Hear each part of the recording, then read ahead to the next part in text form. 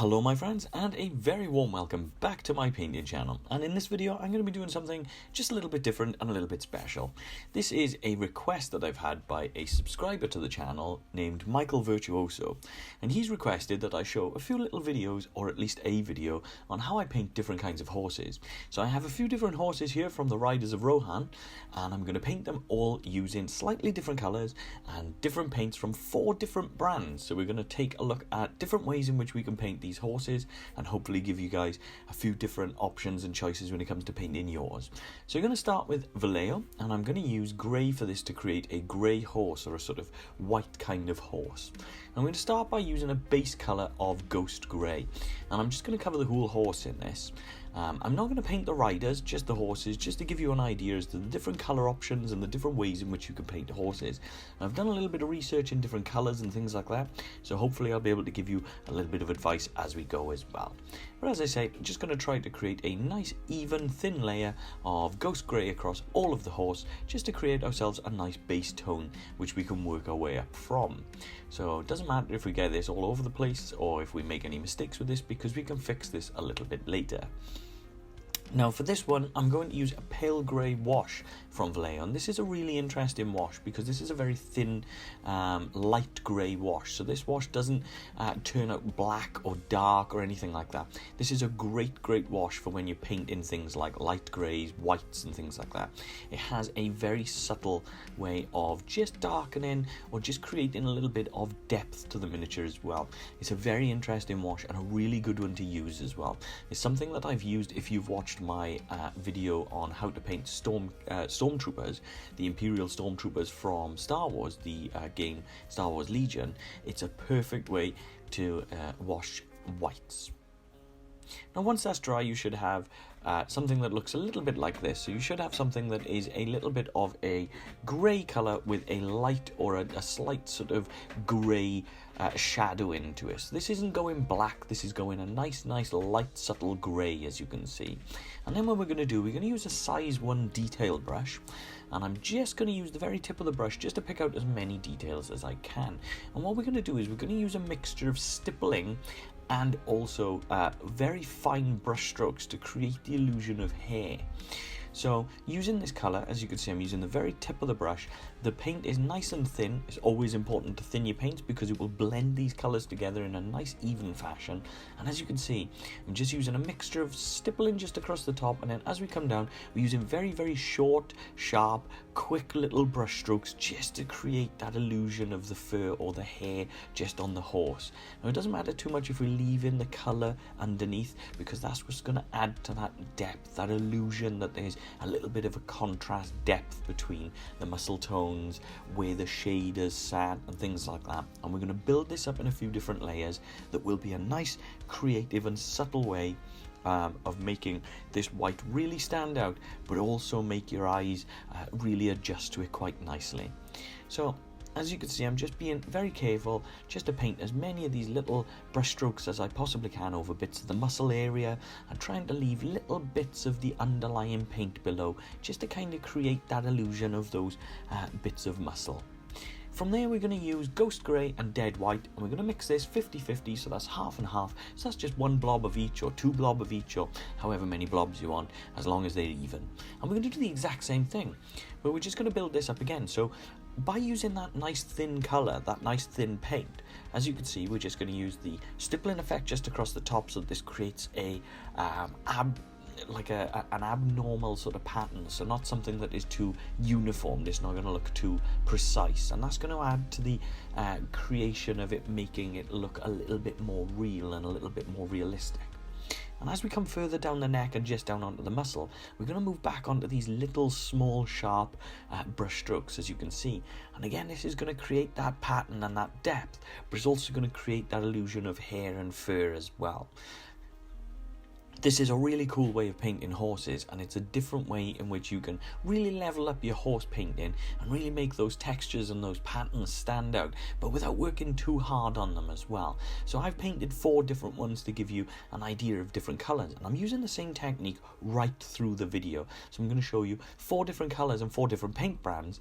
Not that any of them are any better than any other, it's purely just to give you guys choice, option, and just give you some thoughts as to how you want to address or how you want to sort of try out painting your horses as well. So as you can see, just picking out all of those details. And once that's done, we're going to use just the dead white on its own, and the dead white on its own then is going to be a little bit more vibrant. And again, using the nice thin down version of this, we're going to start by stippling just across the top, around the chin, around the cheek area of the horse as well, just up and around the eyelids. And then we're going to use those sharp little brush strokes as we start coming down the horse's neck and down onto the legs, and with the muscle tones and things like that. And you can really see already this starting to blend through, and it's starting to create this really nice subtle sort of colour tone, and this really nice subtle sort of highlighting through the fur. And there we go, just like so. Those little sharp strokes are really creating a lovely pattern down the horse's neck and just down parts of the horse here as well.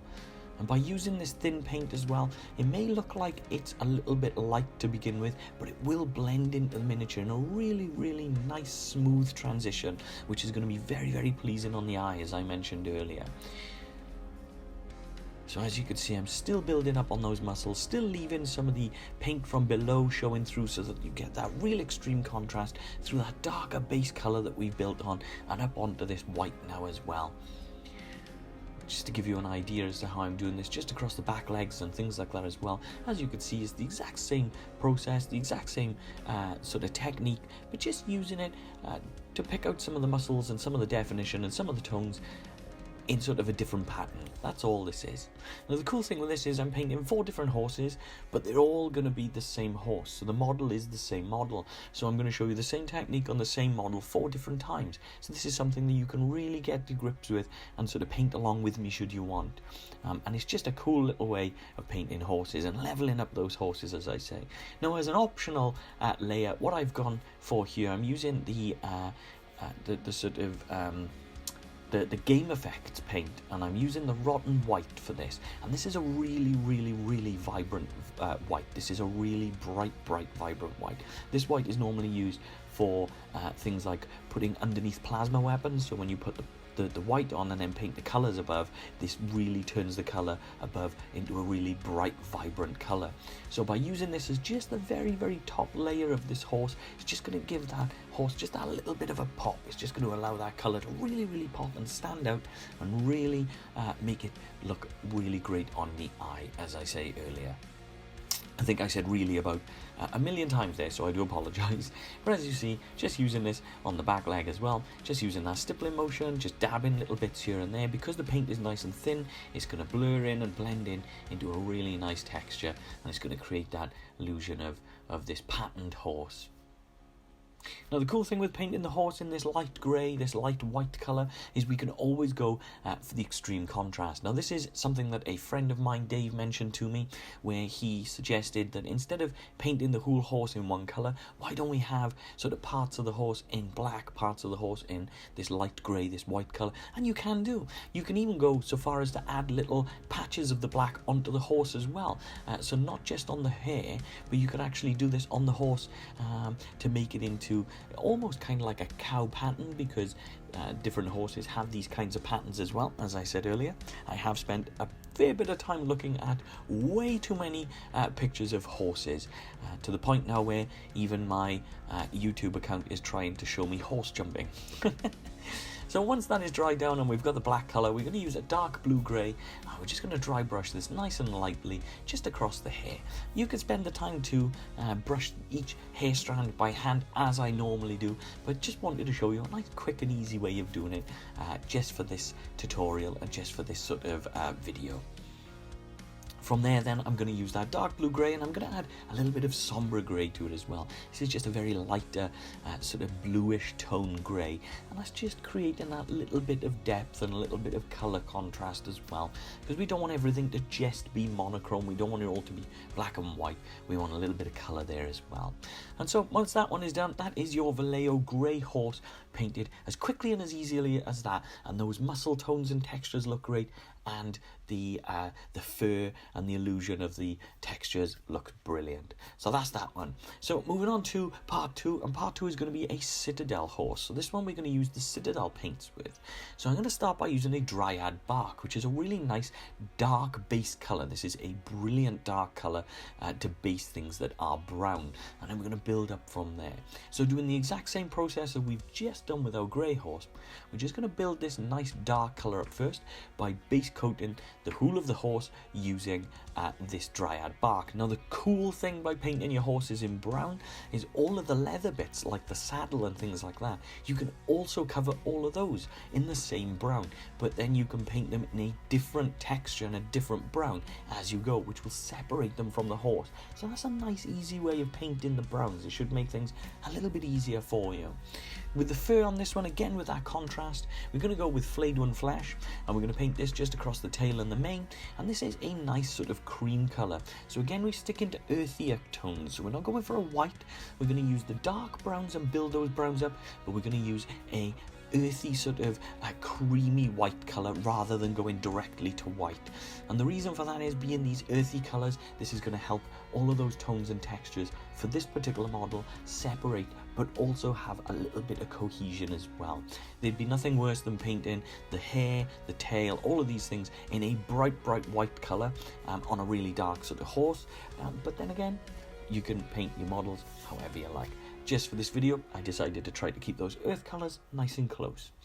For this one, I'm going to use a null oil wash, and I'm just going to cover the whole of the painted areas using this colour. Being earthy tones, you could also use a Agrax Earthshade instead, and just use those browns and those darker brown colours, and that will work equally as well, if not better. But just for this one, I'm just using the null oil, and the reason for that is because the base of the horse, the base colour of the horse, is so dark to begin with. I just wanted something that would be a little bit darker just to pick out the details. From there then, we're going to use Dryad bark and Doombull brown. These again, we're going to go with a 50-50, so this is just a half and half split, so an equal amounts of each, and this by being half of the base colour, so half of that Dryad bark with the Doombull brown, is going to allow that colour to blend in quite nicely. This isn't going to be too much of an extreme jump right at the beginning. This is going to be something that has an element of that base colour already in there. And what we're going to do, as I said earlier, we're going to do the exact same thing, and we're going to use that stippling motion all up and around the head and the face and all of these parts. And as we start to get a little bit further down, we're going to use those little short, sharp brush strokes just to create the illusion of the fur, just like so. See how simple this can be? So when you're worrying about how can we paint horses, do I just put a sort of blank colour on there and then just wash it down and that's that? How can I level up my horses? How can I make them look a little better? But how can I do it easily? This is the perfect way to do it, because we get in those little brush strokes and we're creating that tone and texture in just a few simple layers. Now, it might seem like it takes a little while to do, especially if you've got a squad of 10, 12, 20, maybe even 100 horses to paint. But honestly, the more time that you put into painting the horses, because that's one of the bigger areas of the model, the more your cavalry is going to look amazing on the board and in the games as well. It's something that you can display in your display cabinet with a source of pride, knowing that you painted these up and leveled up that painting skill just for that. So as you can see, we're starting to get that vibrance now. It's starting to grow through. And we're getting this sort of reddy brown, this Doombull brown is starting to show through on this. And the cool thing again, because we're using those thin down paints, an element of the darker colour underneath, so that base colour and that base tone is going to show through as well. So we're going to build this up in a few different thin layers and a few different highlighting layers, and this is really going to allow the horses to really stand out on their own and to really pop in their own different ways. So this is a cool way of painting the dark brown. So once we've done the 50-50 layer, we're just going to do the Doombull brown on its own. So if you've watched my channel before, you'll know I like to mix the colours together. So we'll use the base colour, then a half and half, then the highlight, and then half and half with another highlight, and so on and so on. And you can keep going as far as you like, as much as you want to highlight. For this one, we're going to go up to this Doombull brown, and we're going to do the same thing. So the stippling motion just around the head and just around the eyes there and the cheeks, and then we're just going to gradually grow into those small little brush strokes as we go down the neck and down into the muscle. And you can now really start to see this red colour, this red tone start to pop and start to build through. There we go, you can see that element there, that illusion of fur again. See that texture now is just showing through from the darker colour underneath. Yeah, really giving this horse a lot of character. This is what makes painting the dark brown horse a little bit different to painting the lighter grey horse, is you can really see this colour tone and this really vibrant colour start to show through as you're painting it. Whereas with the white horse, the grey horse, it tends to be a lot more subtle as you're painting it, so it's a little bit more difficult to see the stages growing as you're painting, whereas with this one you can really see these colours starting to show through as you go in. So this is something that you can really gauge as you're painting. So yeah, really interesting. So we're going to move back to the flayed one flesh once that's dry, and then I'm just going to give this a simple dry brush again, just across the tail and of course across the mane. Just going to be careful when I'm dry brushing the mane not to get any of this lighter colour onto the horse. You could also highlight the horse a little bit further should you want to, and you could push that just a little bit more again, but I've just stuck with the Doombull brown. From there then, we're also going to dry brush the hair once more. For this one, we're going to use a pallid witch flesh, and this one is just going to be a little bit of a lighter, more whitey cream colour, just to build a little bit more of a highlight, and again to separate and create that difference between the light and dark, that contrast of the hair versus the dark colour of the horse. And there we go, that's the Citadel colour, and those really reddy brown colours really do stand out. They really do look like a nice vibrant colour for a horse, and a really great simple way of building those colours up yet again. You can see all the muscle tones standing out and it looks great.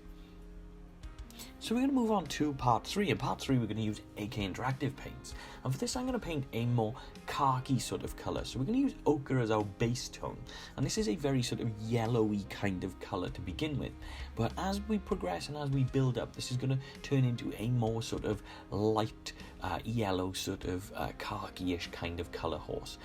So bear with it, it is going to build through, although it looks yellow to begin with, this is something that we are going to address and something that will change as it grows and as we build those tones up.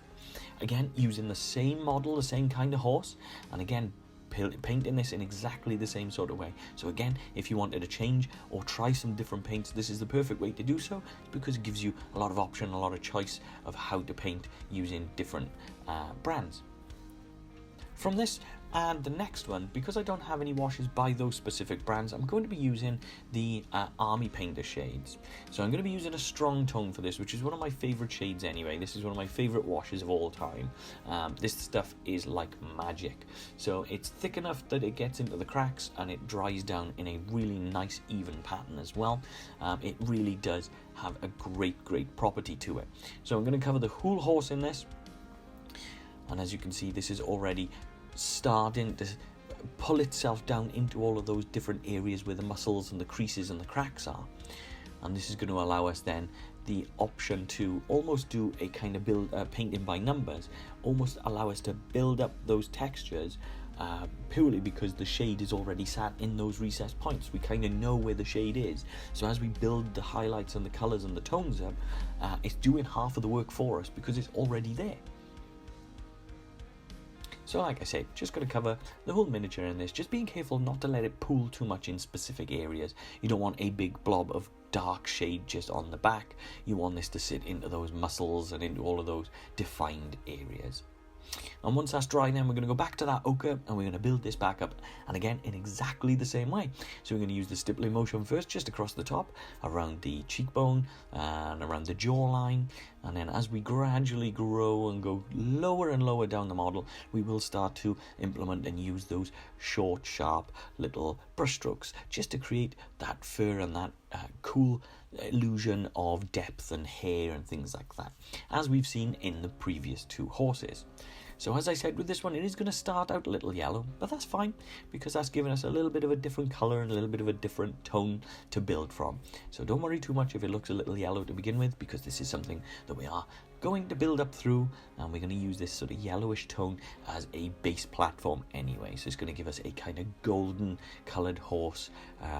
So it's going to be a little bit different to the other two, which is exactly what we want. We want 4 very, very different looking horses, even though we're using the exact same painting technique and exact same sort of style. So again, just painting down and around those muscles, as you can see, just getting a little bit crazy with those little brush strokes and things, but that's cool because we don't mind. You know, on this channel I don't mind the brush strokes being on the models, because it adds to that depth, it adds to some of the more realism and the more dynamic sort of way in which the models work. So don't worry too much about that. Have fun with it, have fun with your brush, and really sort of try to pick out some of those hairs and sort of textures and things like that, just like so. You can see me going there, just dotting about and moving the brush around a lot and just manipulating some of these little bits of this thin down paint.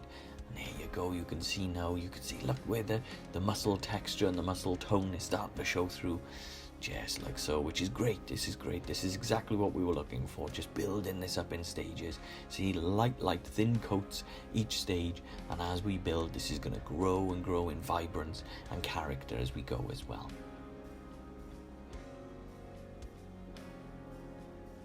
So yeah, once we've done that, we're going to use the ochre, and we're going to use a light earth then, and we're going to use these again in a 50-50.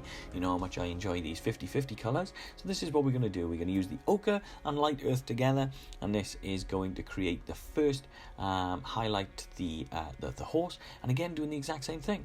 So we're going to stipple up and around the sort of chin area and the mouth, the jawline of the horse, and around the cheekbones of the horse. And there we go, you can already see now, with this colour being a little bit more vibrant, you can already see those little hairlines and those little fur parts that we're doing with these little short bursts with the brush. And it really is going to stand out and make a big difference to the overall texture of the horse, which is exactly what we're looking for. There we go, just going a little bit crazy with the brush now, which is pretty cool. It's always nice to have a little bit of fun and just go wild on times, you know. We can always fix things later and pick things up and sort any issues or problems or mistakes we make later anyway. Painting is all about having a bit of fun, and the hobby itself is all about just enjoying yourself. So once that's done, I'm going to use just light earth on its own, and again, nice thin paint, and we're going to do the exact same thing again. So it's just rinse and repeat, rinse and repeat. We're doing the same thing over and over and over, and we're just building these colours and these tones and textures up in the same sort of way. And again, by using those thin paints, it's going to blend and blur into the model in a really nice, even way, which is really subtle to look at. It's something that when you notice the models then on the board, you're going to really take notice and say, wow, look how great this horse looks, look how well this has been painted, and things like that. It's always nice to have a source of pride that you've spent that bit of time painting your horse to get it look so cool. Wanted to take a moment just to say thank you to Michael for mentioning or suggesting this as a video, because this is a really cool idea for a video, and it's not something that I would have thought about doing by myself, which is the best thing really about having a channel is, although I get to paint all the different models that I love to paint, and I get to paint what I want when I want, I also get to have some really great input from you guys as well, because when you suggest things and mention things and show things to me, it gives me the opportunity then to push myself and to try something that I wouldn't normally do, and that's fantastic. That's you guys adding such an extra depth and such an extra cool definition to the channel.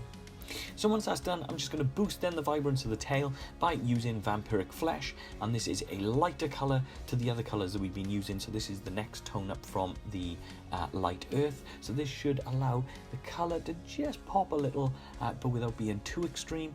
and then I'm also going to use a 50-50 of vampiric flesh and off-white, and again this is just to give that a little bit of a lighter, more white sort of light cream colour, just to separate it from the sort of yellowy ochre kind of colour that we've used on the horse itself. And there you go, that is part 3, so that is our AK Interactive. That's our more ochre, sort of khaki looking horse. And that's a cool looking horse as well. It's not my favourite personally, but it has come out really cool. And I do like how we've got a lot of deeper, darker sort of yellow colours in those creases. Looks really, really, really great. So moving on to part 4, the final stage, I'm going to use some of my newer paints in my scale 75. And for this we're going to paint a light brown sort of coppery colour horse. So we're going to start with a base coat of oakum copper. That's quite a difficult one to say on the fly.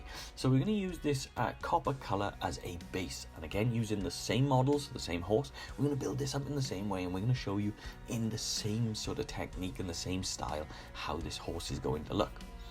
So just being careful just to make sure that we cover this in a nice thin coat, a nice even coat. It's always better to put multiple thin coats on than one big thick coat. You don't want to place one big thick coat on your model and then lose detail. So make sure to put a couple of different thin coats on just to make sure that you get a nice even cover. We're then going to use Arbuckle's Brown, which is a very interesting dark red brown. So this is a dark brown, but you can really see this sort of red tone showing through. Really interesting dark colour. This is a fantastic one for doing the hair and the mane on this one, the tail and the mane on this one, because we're going to have that really nice sort of light copper colour, but then we're also going to have this really sort of reddy brown sort of colour on the tail as well. So as stated before, I'm just going to use a strong tone shade on this one as well, just to make sure that I can tie the colours together, but I don't have any washes from scale 75 at the moment. That's something that I will obviously be looking to remedy in the future. So just using the army painter, so just using the strong tone just across here, just to get the darker brown to sit in all of those muscle tones, all of those creases, and then we're going to build the colours back up from there. Just want to be careful with this one again, as I say. You don't want this to pool in all of the wrong areas. You want to try to make sure that you manipulate this paint on the brush so that it sits in all of the areas that you kind of want that definition, that depth and things like that to be.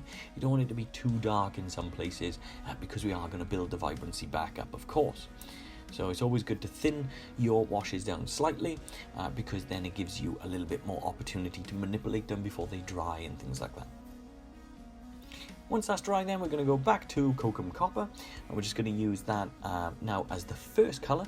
And again, using that exact same technique, we're just going to stipple all up and around the face, all around the jawline and the cheekbone and all things like that.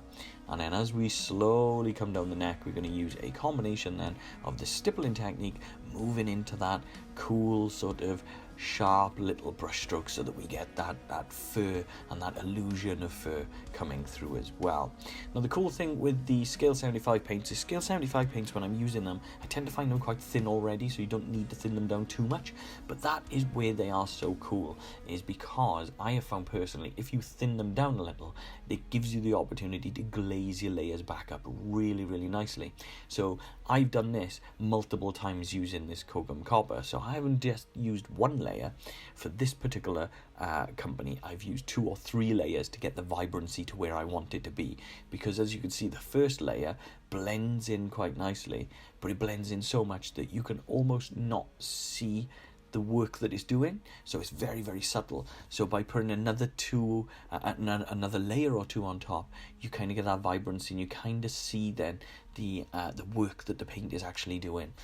There you go, you can see me using that stippling effect all down the back leg here, all across the back area of the horse, showing you that creation of that illusion of fur and that contrast between the darker colour underneath to the lighter colour on top.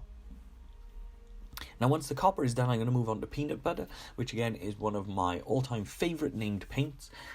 Peanut butter for a paint is just a cool name.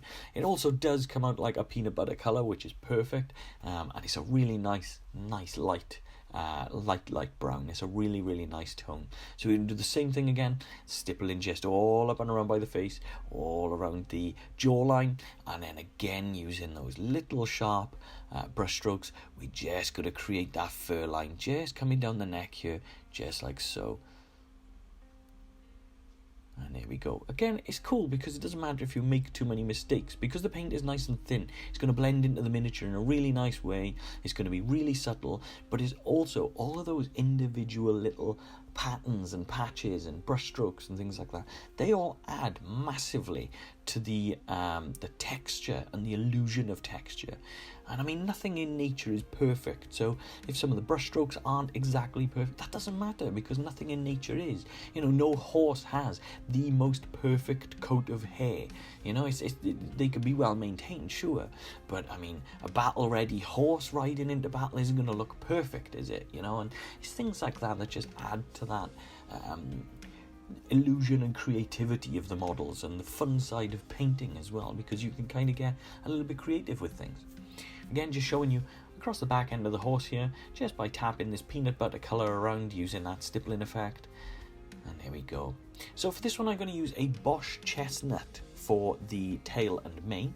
And again, this is just about trying to dry brush this into a slightly different colour. So just creating a lighter, more sort of natural or neutral brown, as I said, so that we've got that contrast between this really nice peanut butter looking horse, which will have to be named peanut butter now, between the dark tail, and then just using black and brown for a final dry brush as well, which is a nice subtle next layer up. And as you can see there, the tail is already now starting to look a little bit brighter. So yep, this one is going to have to be named peanut butter. And there we go. So that is the fourth one. That is scale 75. That is peanut butter, all painted up. And you can see all those tones and textures and stippling effects have really made a great sort of looking horse with this one. It's nice to have that contrast between the dark browns in all those muscle tones up to the lighter browns where the fur is. And there we go, that is all 4 horses, all painted and all rotating side by side. I've taken the liberty to just paint the silver parts and paint the leather straps as well. But I haven't painted the riders. Maybe if you guys want, I'll paint the riders in a different video for you. But you'll have to let me know in the comments below if this was a helpful and useful tutorial, if you enjoyed me using different paints, and also let me know which one is your favourite, because I'd really like to know. Thank you so much to everyone for your support. Thank you for the suggestions as well. And as I say, thank you to Michael for asking me to do something completely different. Thank you for all your positivity, your support, comments, everything. I really appreciate it. Take care, my friends, and I'll see you on the next one.